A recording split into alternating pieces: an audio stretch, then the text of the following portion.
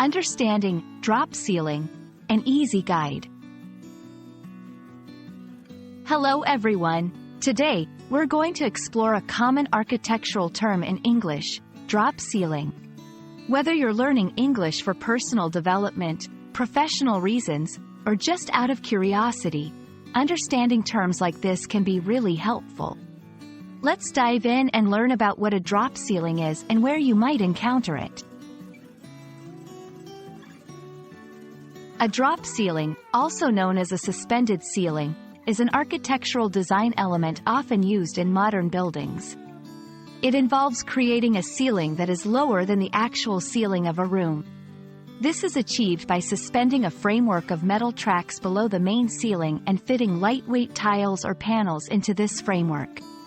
The key aspect here is that the ceiling is not part of the structural ceiling above but is, instead, a secondary layer.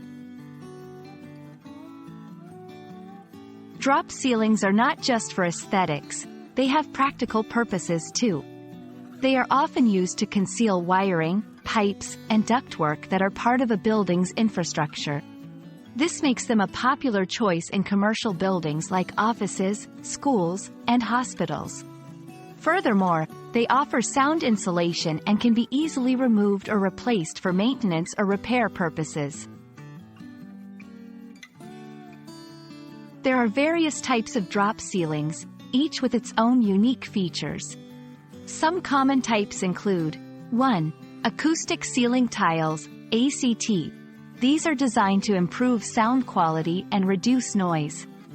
2. Metal panels, often used for a modern, industrial look. 3. Translucent panels. Allow for natural light to filter through, creating a bright and airy space. Drop ceilings are commonly found in many public and commercial buildings.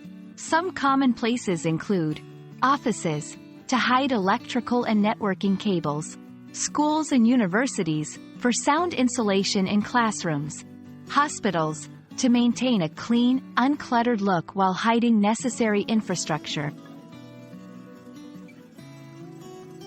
We hope this video has helped you understand what a drop ceiling is and its various applications.